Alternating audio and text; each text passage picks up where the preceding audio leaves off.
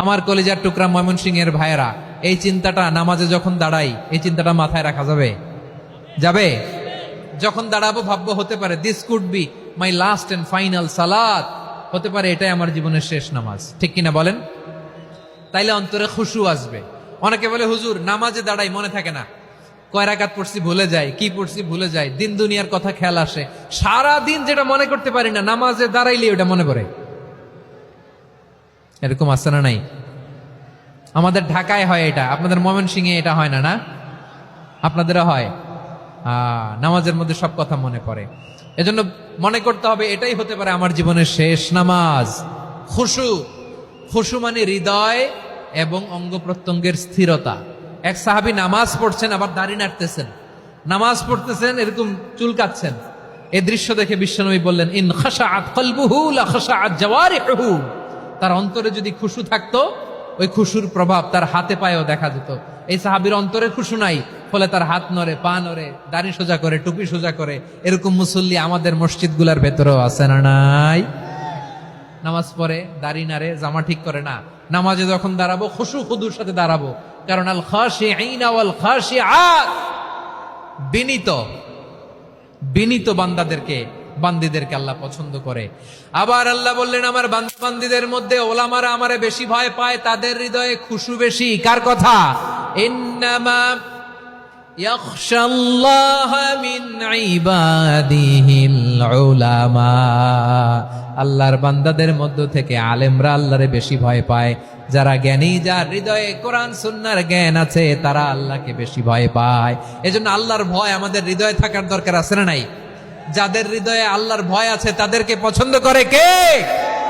যাদের হৃদয়ে আছে আল্লাহর ভয়, তারা কবু পথে ভুলে যায় না।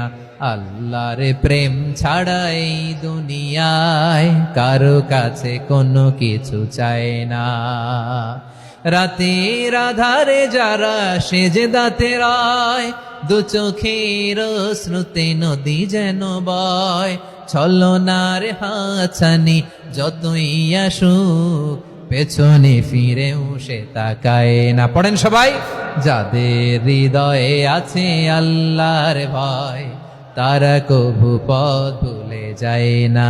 আল্লাহর প্রেম ছাড়া এই দুনিয়ায় কারো কাছে কোনো কিছু চায় না, ঠিক কি না? আল খাশিঈন আল খাশিআত, আমাদের হৃদয়টা থাকুক আল্লাহর ভয় দিয়ে সমৃদ্ধ। আমরা চাই কি চাই না? আল্লাহর ভয় যার হৃদয়ে থাকে সে কখনো পদস্খলিত হয় না, পদচ্যুত হয় না, ঠিক কিনা বলেন? তাহলে খাশিঈন খাশিআত। 7 নম্বরে আল্লাহ বললেন, আল মুতাসাদ্দিকিন ওয়াল মুতাসাদ্দিকাত, আমার প্রিয় বান্দা তারা যারা দান করে, দানশীল নারী এবং পুরুষ যারা দেয়, যারা দান করে তাদেরকে আল্লাহ পছন্দ করে। আপনারা দান করেন তো? হ্যাঁ, নাকি পকেট থেকে হাত বেরোয় না? বের হয়।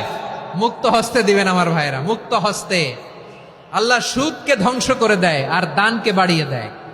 সুদের সাথে আমাদের কোনো সম্পর্ক না। আল্লাহ বলেন, ইয়ামহাকুল্লাহুর রিবা ওয়া ইউরবিস সাদাকাত। আল্লাহ সুদকে ধ্বংস করেন, দানকে বাড়িয়ে দেন।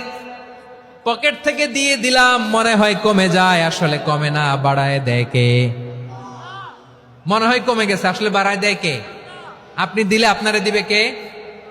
আল্লাহ দিবে। আপনার কাছে মনে হয়েছে কমে গেছে, আসলে কমে নাই। আল্লাহ বলেন, দানের দৃষ্টান্ত কেমন তোমরা জানো নাকি? মাসালুল্লাযীনা ইউনফিকুনা আমওয়ালাহুম ফি সাবিলিল্লাহি কামাসালি হাব্বা আম্বাতাত সাবআ সানাবিলা ফি কুল্লি সুমবুলাতিন মিআতু হাব্বা ওয়াল্লাহু ইউদাঈফু লিমান ইয়াশাউ ওয়াল্লাহু ওয়াসিউন আলীম।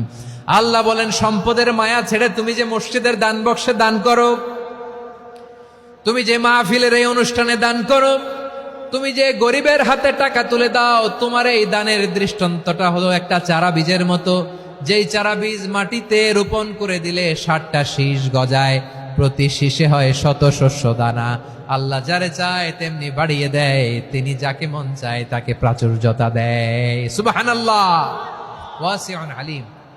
আপনি যে দান করেন এটার দৃষ্টান্ত চারা বীজের মতো, রোপণ করে দিলে এক বীজ থেকে 60টা শীষ গজায়। আমার ভাইয়েরা, বীজ রোপণ করলে শীষ বলেন না ময়মনসিংহ, এটারে কি বলে? শীষ। 7টা শীষ, প্রতি শীষে থাকে 100 শস্য দানা, 100 করে শস্য দানা, 700টা। তাহলে দিলে বাড়ায় দেয় কে? আল্লাহ বলে, এই বনি আদম আনফিক উনফিক আলাই, তুমি দাও আমি তোমারে দেব। এখন আপনি না দিলে আল্লাহ আপনারে দিবে? এবার বুঝে থাকলে বলেন তো, আল্লাহর কাছ থেকে পাওয়ার প্রথম শর্ত কি? আমাকে দিতে হবে, ঠিক কিনা? বেলাল রাদিয়াল্লাহু তাআলা আনহু, মদিনার সবচেয়ে গরীব সাহাবী, বিশ্বনবী বলেন আনফিক বেলাল, ও বিলাল তুমিও দাও। আপনারা কি জানেন বেলাল রাদিয়াল্লাহু তাআলা আনহুর সম্পদ কত ছিল? বেলাল রাদিয়াল্লাহু তাআলা আনহুর মূল সম্পদের পরিমাণ ছিল মাত্র একটা লুঙ্গি। একটা কি? এক লুঙ্গি যার মালিকানায় আছে, তারে বিশ্বনবী বলতেন দাও আমি বাড়ায় দিব, দাও বাড়ায় দিব। আরশের অধিপতির কোনো কমতি নাই। আল্লাহ বলেন, তোমাদের গোটা পৃথিবীর সব মানুষের যার যেটা লাগে সবও যদি দিয়ে দেয়, আমি আল্লাহর ধন ভান্ডারের 1 ইঞ্চিও কমবে না। চিল্লায় পড়েন আল্লাহু আকবার। এজন্য আল্লাহ বললেন, মুতাসাদ্দিকিনা ওয়াল মুতাসাদ্দিকাত, দানশীলদেরকে আমি ভালোবাসি। 7টা চলে গেল। 8 নম্বরে আল্লাহ বললেন, ওয়াসসাইমিনা ওয়াসসাইমাত, রোজাদারদেরকে ভালোবাসি। আজকে রোজা রাখছেন? হ্যাঁ রাখছেন না? মাশাআল্লাহ মাশাআল্লাহ। সিয়াম পালন করবেন, সিয়ামের সওয়াব আল্লাহ নিজ হাতে দেবেন। সেই স্টপ স্টপ, সামনে আসবেন না, স্টপ, পেছনে পেছনে পেছনে। আচ্ছা শেষ করে দিচ্ছি। 8 নম্বরে রোজাদারদেরকে আল্লাহ ভালোবাসেন, রোজাদার নারী ও পুরুষ। 9 নম্বরে হাফিযিনা ফুরুজাহুম ওয়াল হাফিযাত, যারা লজ্জাস্থানের হেফাজত করে, দৃষ্টির হেফাজত করে, অসংলগ্ন জায়গায় দৃষ্টি দেয় না, আল্লাহ তাদেরকে পছন্দ করে। সব শেষে ওয়াযাকিরিনাল্লাহ কাসীরা ওয়াযাকিরাত, যারা সময় পেলেই আল্লাহর জিকির করে। চেয়েছিলাম মনটা ভরে আয়াতের পুরো তাফসীর করব, সম্ভব হচ্ছে না। এই 10টা বৈশিষ্ট্য আল্লাহ তাআলা বড্ড পছন্দ করেন। ইসলামের সব মৌলিক অনুষঙ্গ এখানে চলে এসেছে। আমরা যেন আল্লাহর আইনের সামনে আত্মসমর্পণ করতে পারি, আমরা যেন পাক্কা ইমানদার হতে পারি, আমরা যেন বিনীত হতে পারি, আমরা যেন লজ্জাস্থানের হেফাজত করতে পারি, রোজা রাখতে পারি, দান করতে পারি, আমরা যেন আল্লাহকে সবসময় স্মরণ করতে পারি। আল্লাহ আমাদের তৌফিক দান করুক। সবাই পড়ি আমিন। হাযা মা ইনদি ওয়াল ইলমু ইনদাল্লাহি আলাইহি তাওয়াক্কালতু ওয়া ইলাইহি উনীব।